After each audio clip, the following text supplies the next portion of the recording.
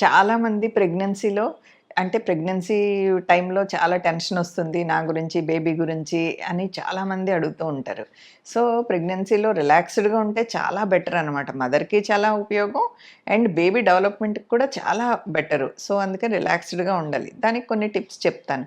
First ఏంటంటే, మీరు healthy diet బ్యాలెన్స్డ్‌గా తినాలి. అంటే ఎక్కువ ఆయిలీ ఫుడ్సు ఇలాంటివి తినకుండా ఫ్రూట్సు అండ్ వెజిటబుల్సు, ఆకుకూరలు, పప్పులు ఇలాంటియి అండ్ పాలు, ఎగ్గు ఇలాగా బ్యాలెన్స్‌డ్ డైట్ తీసుకోవాలి.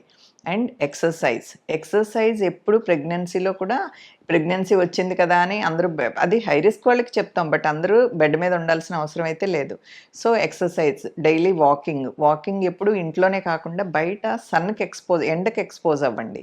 ఎండలో వాకింగ్ చేయటం కానీ, ఏదైనా ఎక్సర్సైజులు చేయటం కానీ, లేకపోతే యోగా కూడా చాలా ఉపయోగపడుతదనమాట. అండ్ బాడీ రిలాక్స్ అవుతుంది అండ్ మైండ్ 2 కూడా రిలాక్స్ అవుతాయి. బేబీకి కూడా చాలా హెల్ప్ చేస్తుంది. సో, యోగా, మెడిటేషను ఇవన్నీ కూడా చాలా హెల్ప్ చేస్తాయి. And share your feelings. Me doubts ఏదున్నా కూడా మీలో మీరు సఫర్ అవ్వద్దు. అదే ఎక్కువైపోతుంది, మ్యాగ్నిఫై అయిపోతుంది. ఎప్పుడు మీ ఫ్యామిలీ మెంబర్స్‌తో కానీ, లేకపోతే చెకప్‌కెళ్ళినప్పుడు డాక్టర్‌తో కానీ, ఇలా హెల్త్ అసిస్టెంట్స్ ఉంటారు కదా! వాళ్ళతో కానీ ఎప్పుడు మీ ప్రాబ్లమ్స్ షేర్ చేసుకొని, అది క్లియర్ చేసుకోండి మీ డౌట్స్ అన్నీ. సో, ఎప్పుడు డాక్టర్ దగ్గరికి చెకప్‌కెళ్ళినా మీ డౌట్స్ అన్నీ రాసుకొని, ఒక లిస్ట్ రాసుకొని వెళ్ళండి. ఒకటి గుర్తుంటది, ఒకటి గుర్తుండదు. సో, అలాగా అన్నీ హస్బెండ్‌తో కూడా ఎప్పుడూ షేర్ చేసుకుంటూ ఉండాలి. అండ్ ఇంకొకటేంటంటే అండ్ రే బేబీతో బాండేజ్ డెవలప్ చేసుకోవాలి ప్రెగ్నెన్సీలోనే. బాండేజ్ ఎలా డెవలప్ చేసుకుంటాము అంటే, మీరు సపోజ్ బేబీతో మీరు ఖాళీగా ఉన్నప్పుడు బేబీతో మాట్లాడడానికి ట్రై చేయండి. పాటలు పాడటానికి ట్రై చేయండి.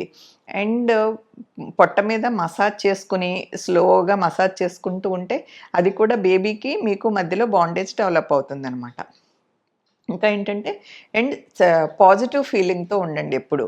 అంటే పిల్లలు, బొమ్మలు ఇవన్నీ మీ రూమ్‌లో పెట్టుకొని అలాగా హ్యాపీగా ఉండటానికి ట్రై చేయండి. అండ్ స్ట్రెస్‌ఫుల్ వర్క్ ఏదన్నా టార్గెట్స్ ఉన్నాయి, వీలైనంత వరకు ఎగ్జామ్స్‌కి వెళ్ళటం, ఇలాంటి స్ట్రెస్ తీసుకోవడానికి ట్రై చేయకండి ప్రెగ్నెన్సీలో. ఇవన్నీ అవాయిడ్ చేయడానికి ట్రై చేయండి. నార్మల్ రొటీన్ వర్క్ మీరు హౌస్ హోల్డ్ వర్క్ అయినా, లేకపోతే మీరేమన్నా వర్క్ చేసుకుంటున్నా, మీ నార్మల్ రొటీన్ వర్క్ అంతా చేసుకోవచ్చు. ప్రెగ్నెన్సీ అంతా రెస్ట్ తీసుకోవడానికి అవసరమైతే లేదు. అండ్ మీరు యాజ్ లాంగ్ యాజ్ మీకు వేరే ప్రాబ్లమ్స్ బీపీలు, షుగర్‌లు ఇలాంటి వేరే ప్రాబ్లమ్స్ ఏమీ లేకపోతే గనక as long as you can మీరు ఎంతవరకు వర్క్ చేయగలిగితే గనక అంతవరకు వర్క్ చేసుకోండి. సో, తర్వాత మీరు వర్కింగ్ మదర్ అయితే గనక బేబీతో ఎక్కువ టైమ్ స్పెండ్ చేయడానికి టైం ఉంటుంది.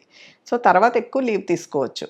అండ్ ఇంకో ఇంపార్టెంట్ థింగ్ ఏంటంటే, మీరు బుక్స్ చదవటమే కాకుండా మీ డౌట్స్‌తో అడిగి ప్రిపేర్ ఫర్ బర్త్ అంటే డెలివరీ టైంలో ఎలాంటి ప్రాబ్లమ్స్ వస్తాయి, నార్మల్ డెలివరీ అయితే ఎలా ఉంటుంది, సిజేరియన్ అయితే ఎలా ఉంటుంది, తర్వాత మీరు ఎప్పుడు నార్మల్ వర్క్ చేసుకోవచ్చు అండ్ బేబీతో ఎలా స్పెండ్ చేయాలి, లాక్టేషన్ ఇలాంటివన్నీ మీరు ఇప్పుడు హాస్పిటల్స్‌లో ఎస్పెషల్లీ మా హాస్పిటల్‌లో అయితే క్లాసెస్ కూడా ఇస్తున్నాము. ఫిజియోథెరపీ క్లాసెస్ యాంటీనేటల్ అండ్ డెలివరీకి ముందు అండ్ డెలివరీ అయిన తర్వాత కూడా అలాంటి క్లాసెస్ కూడా తీసుకోవచ్చు. ప్లస్ మీరు బుక్స్‌లో కూడా చదువుకోవచ్చు.